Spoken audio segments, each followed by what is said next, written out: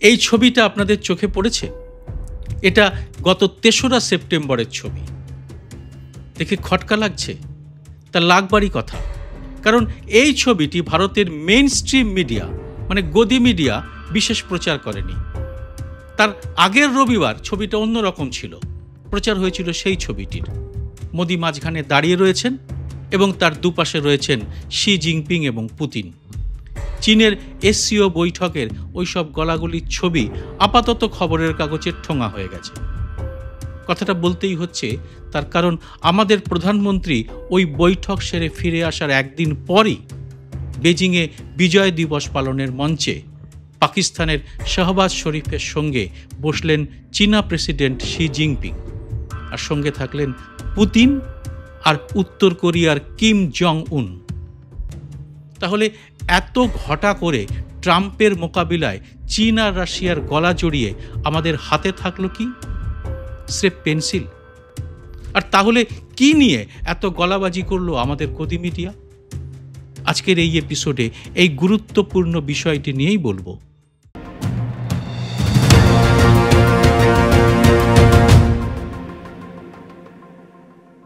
নমস্কার, সবাইকে স্বাগত। আমি সুব্রত বসু। বুধবার বেজিংয়ের এই অনুষ্ঠানে ২০ লক্ষ লাল ফৌজের কুচকাওয়াজের মধ্যে শি জিনপিং জানালেন, গোটা দুনিয়াকে নেতৃত্ব দেওয়ার ক্ষমতা চীনের আছে। দর্পে ভরা স্পষ্ট বার্তা। অথচ তার আগে এই রবিবারই মোদির সঙ্গে দ্বিপাক্ষিক বৈঠকে সীমান্ত সমস্যা মেটানো নিয়ে গোল গোল কথা থাকলেও একবারও আমাদের প্রধানমন্ত্রী কিন্তু সরাসরি ডোকলাম বা গালওয়ানের কথা তুলতেই পারলেন না। জিনপিংও দেখলেন এ তো দেদার মজা। ৫৬ ইঞ্চি ছাতির বিশ্বগুরু চীনা প্রেসিডেন্টকে একবারও বলতে পারলেন না যে আপনার সেনা কোনো প্ররোচনা ছাড়া আমাদের দেশে ঢুকে আক্রমণ চালিয়েছে। গালওয়ান আর ডোকলামে চীনের সেই হামলার কথা কিন্তু ভোলার বিষয় নয়। উপরন্তু দুই রাষ্ট্রনেতার আলোচনায় পহেলগাম হামলা নিয়ে খুব সাধারণ একটা গা বাঁচানো বিবৃতি দেয়া হলো সন্ত্রাস প্রসঙ্গে। যদিও একথা ভারতের সেনারাই বলেছে অপারেশন সিঁদুরের সময় সরাসরি অস্ত্র পাঠানো ছাড়াও কোথা থেকে ভারতীয় সেনা আক্রমণ চালাতে পারে তার স্যাটেলাইটের তথ্য ইসলামাবাদকে পৌঁছে দিচ্ছিল বেজিং। আমাদের সেনাবাহিনীর কর্তা রাহুল কে সিং প্রকাশ্যেই জানিয়েছিলেন তাদের লড়তে হয়েছে শুধু পাকিস্তানের সঙ্গে নয়, চীন এবং টার্কির সঙ্গেও। মানে লড়াই শুধু পাকিস্তান নয়, চীনের সঙ্গেও হচ্ছিল। তাহলে পাকিস্তানের সঙ্গে কি চীনের সম্পর্কে কোথাও চিড় ধরাতে পারবেন মোদি? প্রশ্নটা ছিল সেটাই। পাকিস্তান এবং চীনের ঘনিষ্ঠতা দীর্ঘদিনের, সে সম্পর্ক কি কোনো কৌশলে ভাঙা যাবে? আন্তর্জাতিক বিশেষজ্ঞরা কিন্তু কোনো সম্ভাবনা আপাতত দেখছেন না।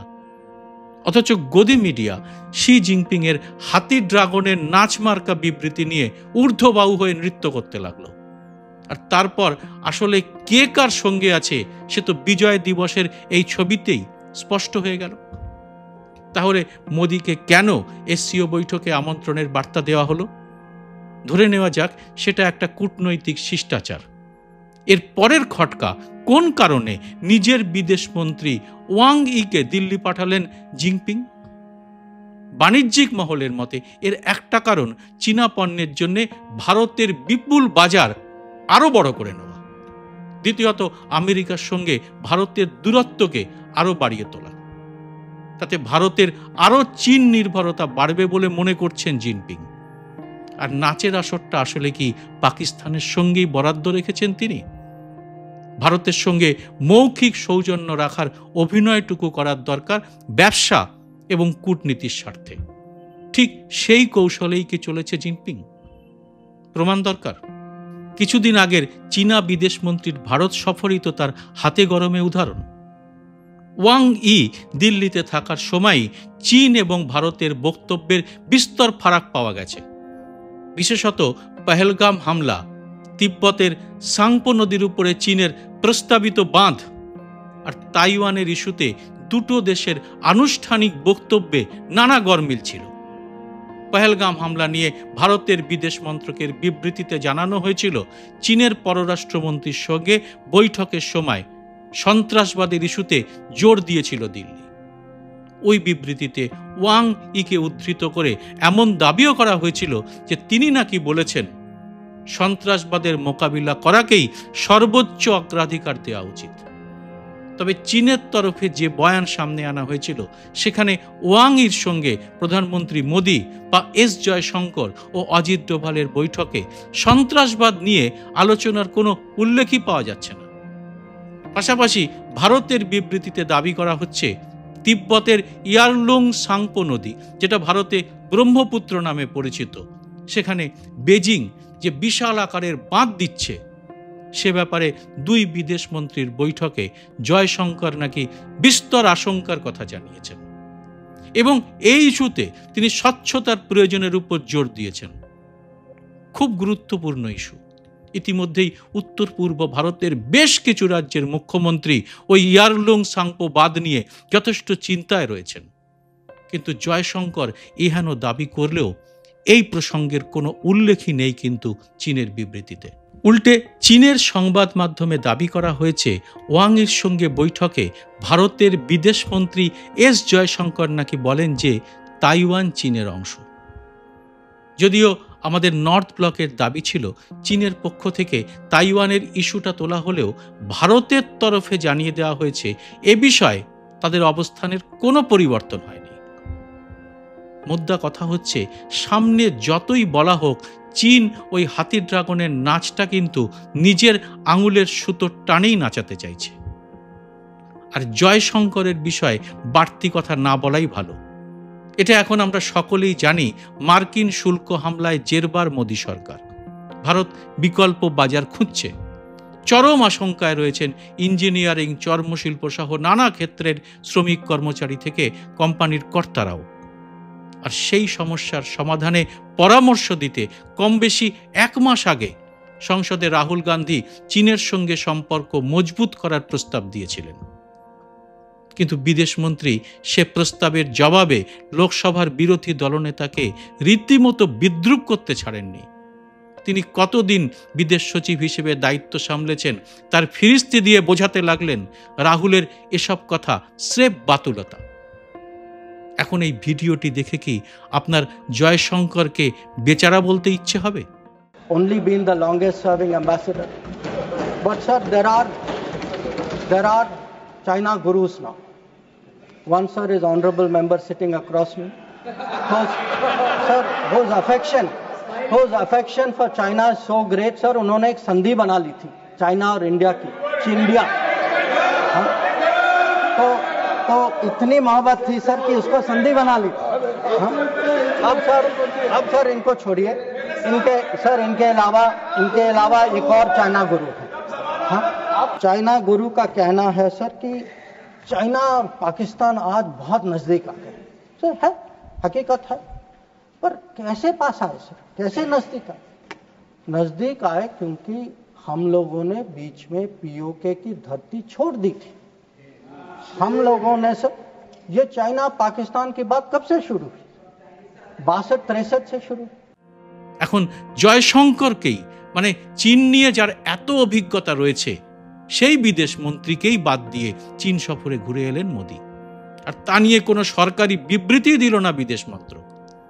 তাহলে কি দেশবাসীর জানার অধিকার নেই কেন খোদ বিদেশ মন্ত্রী বাদ গেলেন মোদির চীন সফরে? কূটনীতিকরা বলছেন এছাড়া আর এখন কোনো উপায়ও নেই মোদির।